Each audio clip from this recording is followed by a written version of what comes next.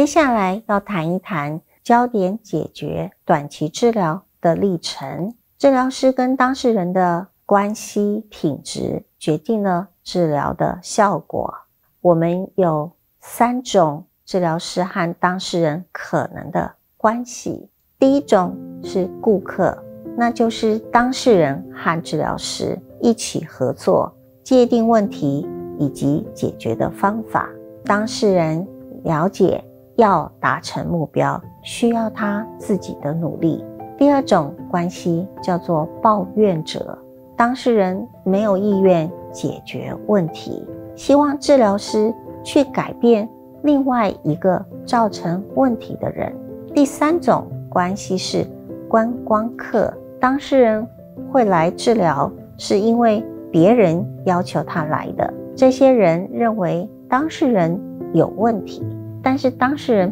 并不同意，也不认为他需要咨商。当事人并不需要任何问题的诊断，就可以找到自己问题的解答。一开始的时候，我们要给当事人一个机会去描述问题，接下来治疗师要与个案一起找到清楚的目标。可以问，如果问题解决了，你的生活会有什么不同？之后再问当事人，在哪些时候没有问题，或没有那么严重，协助当事人找到例外，并且把重点放在如何发生这些例外。最后的阶段，治疗师会提供一些简单的回馈，鼓励当事人，并且询问当事人在下一次的会谈的时候还需要观察或者是做什么事情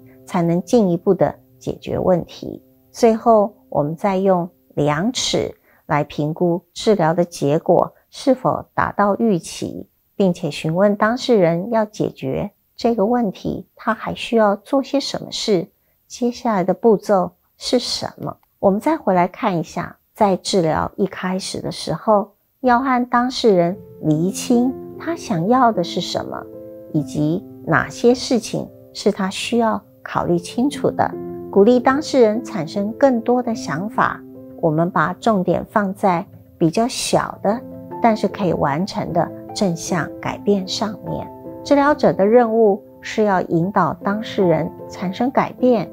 但是不能去指挥当事人改变方向。治疗者的工作是要帮助当事人想象，帮助他们厘清希望产生什么样的改变，是发生了什么事才会产生这样的改变。我们会常常问像这样子的问题，如果真的达成了你想要的改变，那你的人生会有什么不同？你现在能做什么来导致你想要的改变？这样的问题会是经常在后面来协助当事人给予回馈，协助他们厘清事情是不是产生改变，以及是不是他想要改变的方向。治疗师也会问的方式当中，治疗师也会采用几个比较重要的技巧。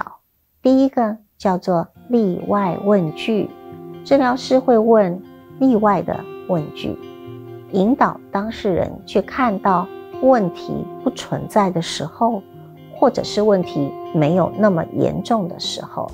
例外事件就是当事人在过去经验当中认为有些会发生问题的时刻，但是后来却没有发生问题的经验。在帮助当事人分辨这些例外之后，改变会逐渐发生，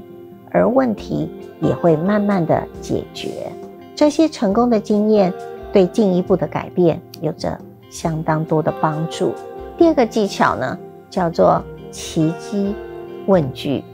那就是我们会用奇迹问句来探索治疗的目标，这是焦点解决短期治疗的主要技术。例如，我们会问，如果发生一个奇迹，过了1夜之后，你的问题解决了，你是怎么会知道问题被解决了？会和现在有些什么不同。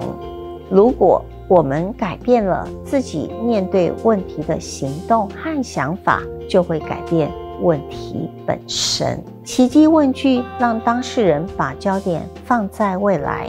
并且思考不同的生活，而不再被某个问题所困住。第3个技巧叫做量尺问句。当遇到某些不容易被观察到的改变经验，像是感受、心情或者是沟通的时候，我们可以采用量尺问句。我们假设0是非常的焦虑，10是非常的轻松，即使个案经过治疗了之后，轻松的程度只有从0变成1，也是进步。我们要问他怎么做到的，以及怎么样为自己增加了这1分。量尺问句让个案可以更清晰地注意到自己在做些什么，以及如何更进一步地做到他们想要的改变。当然，我们也可以把量尺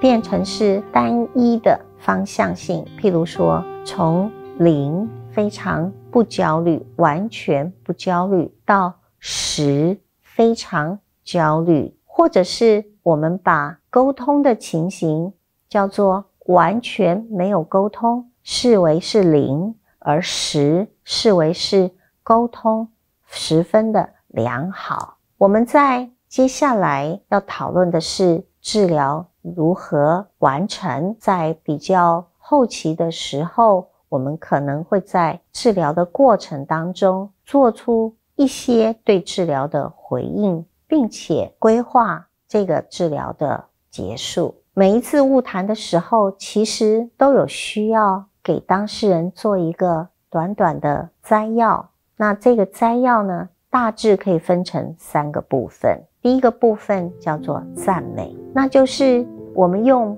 非制式的、机械式的，而是用一种创造出希望的态度，赞美当事人可以凭借自己的力量，成功的更加接近他的目标。第2个部分叫做架桥梁，架桥梁是连接前面的赞美和后面的建议，并且提供后面建议的理由。第3个部分呢是建议，也就是说是要完成一个家庭作业，包括观察作业、行为作业。治疗者的回馈应该要聚焦在说明当事人应该要多做些什么，以及做哪些不同的事情来增加达成目标的机会。在初次会谈的时候，治疗者就会开始预估治疗结束的时机点。一旦当事人能够创造出满意的解决方案和结果的时候，治疗关系就可以结束。治疗师会借着量尺问句帮助当事人检测他们的进展，决定结束的时机点。在结束之前，可以帮助当事人确认他们未来可以继续做哪些事情来维持已经有的改变，也可以协助确认是什么障碍阻止了他们的改变。